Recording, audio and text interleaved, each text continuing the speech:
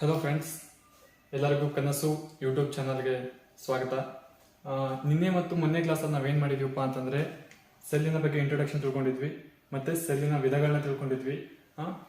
ಅದೇ ಥರ ಇವತ್ತಿನ ಕ್ಲಾಸಲ್ಲಿ ನಾವೇನು ಮಾಡ್ತಾ ಹೋಗೋಣಪ್ಪ ಅಂತಂದರೆ ಸೆಲ್ಲಿನ ರಚನೆ, ಸ್ಟ್ರಕ್ಚರ್ ಆಫ್ ದ ಸೆಲ್ ಯಾವ ಥರ ಇರುತ್ತೆ, ಅದು ಯಾವ ಥರ ಒಂದು ಸ್ಟ್ರಕ್ಚರ್ಗಳನ್ನ ಹೊಂದಿತ್ತೆ ಅನ್ನೋದನ್ನ ಬಗ್ಗೆ ನಾವು ಇವತ್ತೇನು ಮಾಡೋಣ ಅಂತಂದ್ರೆ ತಿಳ್ಕೊತಾ ಹೋಗೋಣ.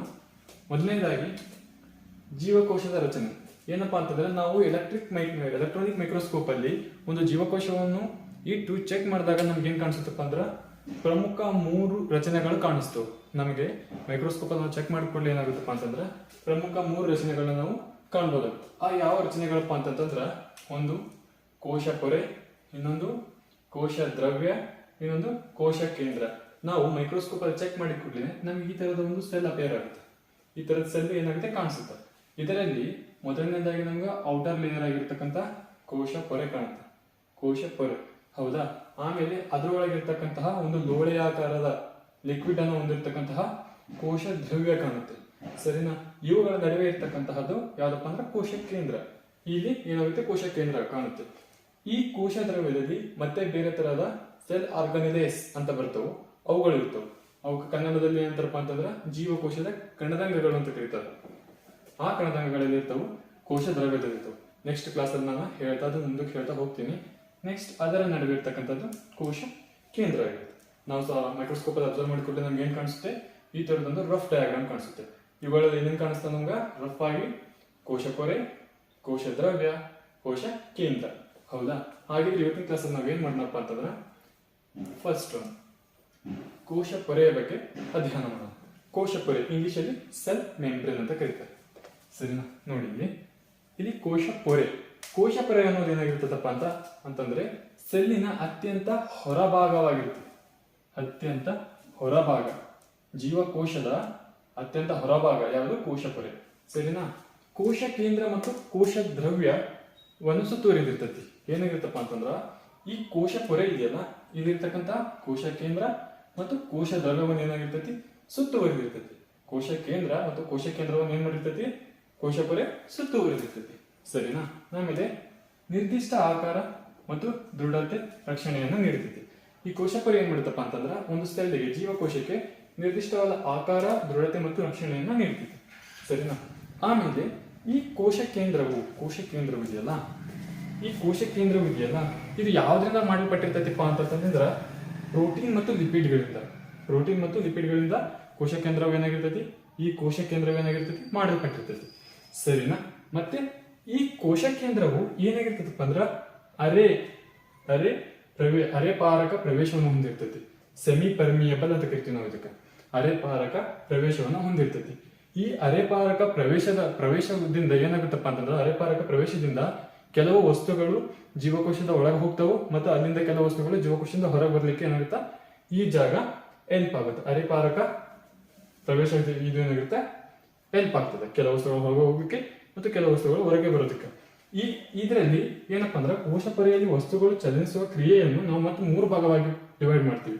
ಇಲ್ಲಿ ವಸ್ತುಗಳು ಚಲನೆ ಮಾಡ್ತೇವಲ್ಲ, ಅದರ ಒಂದು ಆಧಾರದ ಮೇಲೆ ಮತ್ತೆ ನಾವೇನ್ ಮಾಡ್ತಾವಪ್ಪ ಅಂತಂದ್ರೆ ಇದನ್ನ ಆ ವಸ್ತುಗಳ ಚಲನ ಕ್ರಿಯೆಯನ್ನು 3 ಭಾಗಗಳಾಗಿ ಏನ್ ಮಾಡ್ತೀವಿ, ಇಲ್ಲಿ ವಿಂಗಡಿಸ್ತೀವಿ. ಅವು ಯಾವಪ್ಪ ಅಂತಂದ್ರ ಒಂದು ವಿಸರಣೆ, ನೆಕ್ಸ್ಟ್ ಕ್ರಿಯಾತ್ಮಕ ಸಾಗಾಣಿಕೆ. ಇವುಗಳನ್ನ ನಾವೇನ್ ಮಾಡೋಣಪ್ಪ ಅಂತಂದ್ರೆ ಇವಾಗ ತಿಳ್ಕೊಂತ ಹೋಗೋಣ, ಸರಿನಾ.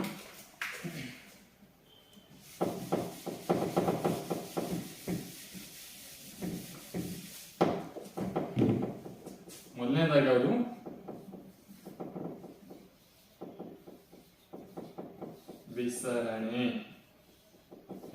ವಿಸರಣೆ. ಇಲ್ಲಿ ವಿಸರಣೆ ಅಂತಂದ್ರೆ ಏನಾಗುತ್ತಪ್ಪ ಅಂತಂದ್ರ ಕೆಲವು ವಸ್ತುಗಳು ಅತ್ಯಂತ ಹೆಚ್ಚು ಒತ್ತಡ ಪ್ರದೇಶದಿಂದ, ಅತ್ಯಂತ ಹೆಚ್ಚು ಸಾಂದ್ರತೆ ಹೊಂದಿರುವ ಜಾಗದಿಂದ, ನೋಡಿ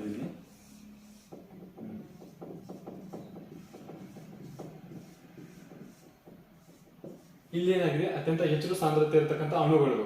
ಈ ಅತ್ಯಂತ ಹೆಚ್ಚು ಸಾಂದ್ರತೆ ಇರತಕ್ಕಂಥ ಅಣುಗಳು ಏನ್ ಮಾಡ್ತಾವಪ್ಪ ಅಂದ್ರ ಕಡಿಮೆ ಸಾಂದ್ರತೆ ಇರುವಂತ ಜಾಗದ ಕಡೆಗೆ ಏನಾಗ್ತಾವು ಚಲಿಸ್ತವು.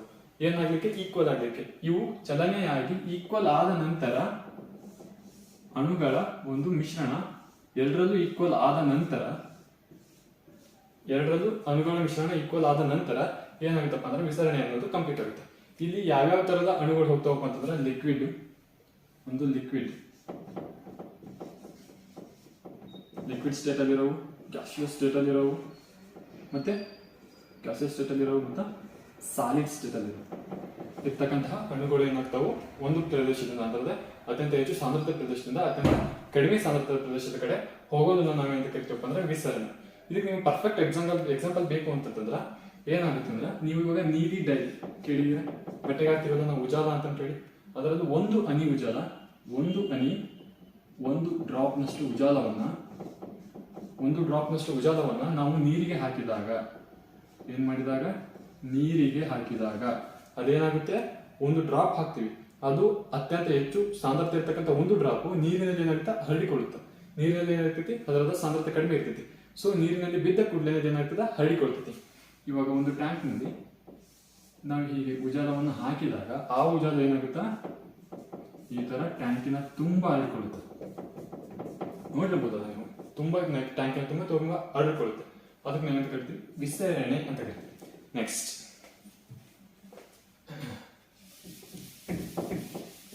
ಯಾವ್ದಿದೆ ಒಂದು ಅಭಿಸರಣೆ. ಯಾವುದು ಅಭಿಸರಣೆ.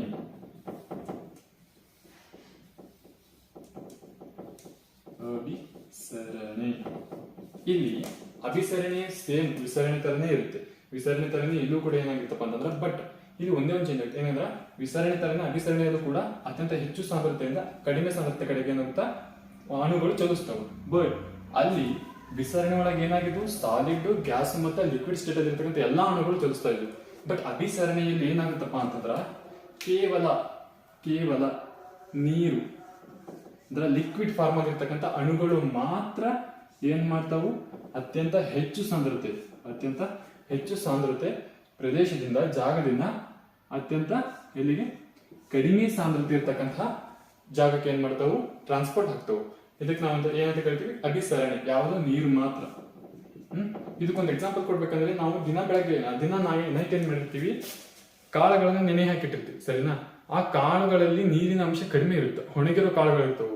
ಅವನ್ನ ನಾವು ನೀರಿನಲ್ಲಿ ನೆನೆಸಿಟ್ಟಾಗ ಆ ಕಾಳುಗಳು ಏನಾಗ್ತಾವಪ್ಪ ಅಂದ್ರೆ ನೀರನ್ನ ಅಬ್ಸರ್ವ್ ಮಾಡ್ಕೊಂತಾವ. ಈ ತರ ಕಾಳುಗಳನ್ನ ನೀರಿನಲ್ಲಿ ಹಾಕಿಟ್ಟಾಗ ಅವು ನೀರನ್ನು ಅಬ್ಸರ್ವ್ ಮಾಡ್ಕೊಂಡು ಏನಾಗಿರ್ತಾವು ಗಾತ್ರವನ್ನು ಹೆಚ್ಚಿಸ್ಕೊಂಡಿರ್ತವೆ. ಯಾವಗಳ ನೀರಿನ ಅಬ್ಸರ್ವ್ ಮಾಡ್ಕೊಂಡು ಗಾತ್ರವನ್ನು ಹೆಚ್ಚಿಸ್ಕೊಂಡಿರ್ತವೆ. ಇದು ಯಾವುದರ ಒಂದು ಪರಿಣಾಮ ಅಂದ್ರೆ ಅಭಿಸರಣೆ. ಸರಿನಾ. ನೆಕ್ಸ್ಟ್ ಇದೇ ತರ ಇನ್ನೊಂದು ಕ್ರಿಯಾತ್ಮಕ ಸಾಗಾಣಿಕೆ. ವಿಸರಣೆ ಮತ್ತು ಅಭಿಸರಣೆಗಿಂತ ಎರಡಕ್ಕಿಂತ ತುಂಬಾ ಡಿಫ್ರೆಂಟ್ ಆಗಿರುತ್ತೆ. ಅಭಿಸರಣೆ ಮತ್ತು ವಿಸರಣೆಗಳಲ್ಲಿ ಏನಾಗುತ್ತಪ್ಪ ಅಂದ್ರೆ ಶಕ್ತಿ ವ್ಯಯ ಆಗುವುದಿಲ್ಲ, ಎನರ್ಜಿ ಲಾಸ್ ಆಗೋದಿಲ್ಲ. ಶಕ್ತಿ ವ್ಯಯ ಆಗುದಿಲ್ಲ, ಎನರ್ಜಿ ಲಾಸ್ ಆಗೋದಿಲ್ಲ. ಕಾರಣ ಏನಪ್ಪಾ ಅಂತಂದ್ರೆ ಅದು ಹೆಚ್ಚಿನ ಸಾಂದ್ರತೆಯಿಂದ ಕಡಿಮೆ ಸಾಂದ್ರತೆ ಹೋಗಬೇಕು, ಈಸಿಯಾಗಿ ಹೋಗುತ್ತೆ. ಬಟ್ ಇವಾಗ ನೋಡಿ, ಇವಾಗ ಕ್ರಿಯಾತ್ಮಕ ಸಾಗಾಣಿಕೆ ಇದೆಯಲ್ಲ, ಕ್ರಿಯಾತ್ಮಕ ಸಾಗಾಣಿಕೆ ಆಗ್ಬೇಕಪ್ಪ ಅಂತಂದ್ರ ಕ್ರಿಯಾತ್ಮಕ ಸಾಗಾಣಿಕೆ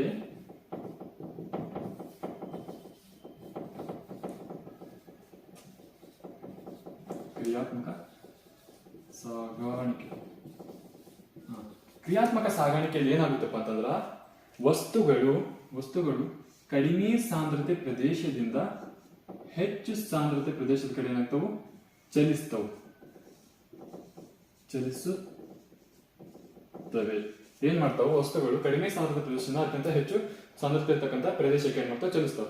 ಇಲ್ಲಿ ಏನಾಗುತ್ತೆ ನಮ್ಮ ಶಕ್ತಿಯ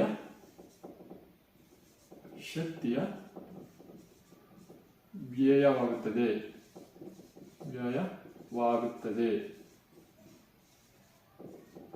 ಇಲ್ಲಿ ನಮ್ಮ ಶಕ್ತಿಯ ವ್ಯಯ ಆಗುತ್ತದೆ. ಬಟ್ ಅದರಲ್ಲಿ ಏನಾಗಲ್ಲ, ವಿಸರಣೆ ಮತ್ತು ಅಭಿಸರಣೆಗಳಲ್ಲಿ ನಮ್ಮ ಶಕ್ತಿ ವ್ಯಯ ಆಗುತ್ತದೆ. ಕಾರಣ ಏನಪ್ಪಾ ಅಂತಂದ್ರೆ ಅವು ಹೆಚ್ಚು ಸಾಂದ್ರತೆ ಪ್ರದೇಶದಿಂದ ಕಡಿಮೆ ಸಾಂದ್ರತೆ ಪ್ರದೇಶಕ್ಕೆ ಹೋಗುವಾಗ ಯಾವುದೇ ಶಕ್ತಿಯ ಒಂದು ಬಳಕೆ ಅಲ್ಲಿ ಆಗೋದಿಲ್ಲ. ಬಟ್ ಕ್ರಿಯಾತ್ಮಕ ಸಾಗಾಣಿಕೆಯಲ್ಲಿ ಶಕ್ತಿಯ ವ್ಯಯ ಆಗುತ್ತದೆ. ಕಾರಣ ಏನಪ್ಪಾ ಅಂತಂದ್ರೆ ನಾವು ಯಾವುದೇ ಒಂದು ವಸ್ತುವನ್ನ ಕಡಿಮೆ ಸಾಂದ್ರತೆ ಪ್ರದೇಶದಿಂದ ಹೆಚ್ಚು ಸಾಂದ್ರತೆ ಪ್ರದೇಶಕ್ಕೆ ತರಬೇಕು ಅಂತಂದಾಗ ಏನಾಗುತ್ತೆ, ನಮ್ಮಲ್ಲಿ ಶಕ್ತಿನ ಹಾಕ್ಬೇಕಾಗುತ್ತೆ. ಸೊ ಇದೇನಾಗಿರುತ್ತೆ, ಕ್ರಿಯಾತ್ಮಕ ಸಾಗಾಣಿಕೆ ಅನ್ನೋದು ಶಕ್ತಿಯನ್ನ ವ್ಯಯ ಮಾಡುವಂಥದ್ದು, ಶಕ್ತಿಯನ್ನ ಪಡ್ಕೊಂಡು ಕೆಲಸ ಮಾಡುವಂಥದ್ದು ಆಗಿರ್ತದೆ.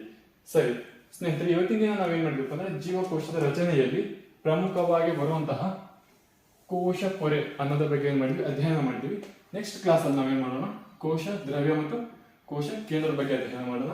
ಈ ಕೋಶ ದ್ರವ್ಯದಲ್ಲಿ ಆರ್ಗನೈಸೇಷನ್ ಅಂತ ಹೇಳ್ತಾರಲ್ಲ, ಸೆಲ್ ಆರ್ಗನೈಸೇಸ್ ಅಥವಾ ಜೀವಕೋಶದ ಕಣದಂಗಗಳು, ಅವುಗಳ ಬಗ್ಗೆ ಏನ್ ಮಾಡೋಣ ನಾವು ಕೋಶ ದ್ರವ್ಯದ ಬಗ್ಗೆ ನೆಕ್ಸ್ಟ್ ತರಗತಿಯಲ್ಲಿ ಅಧ್ಯಯನ ಮಾಡೋಣ. ಅದರ ನಂತರ ಕೋಶ ಕೇಂದ್ರದ ಬಗ್ಗೆ ಅಧ್ಯಯನ ಮಾಡೋಣ. ಇವತ್ತಿನ ಕ್ಲಾಸ್ ನಾವು ಇಲ್ಲಿಗೆ ಮುಕ್ತಾಯಗೊಳಿಸ್ತಾ ಇದ್ದೀವಿ. ಕ್ಲಾಸ್ ಇಷ್ಟ ಆಗಿದ್ರೆ ಲೈಕ್ ಮಾಡ್ರಿ, ಕಮೆಂಟ್ ಮಾಡ್ರಿ ಮತ್ತು ಸಬ್ಸ್ಕ್ರೈಬ್ ಮಾಡ್ರಿ. ಏನಾದರೂ ತಪ್ಪಿದ್ರೆ ಕಮೆಂಟ್ ಮಾಡಿ ಹೇಳ್ಬಿಡಿ.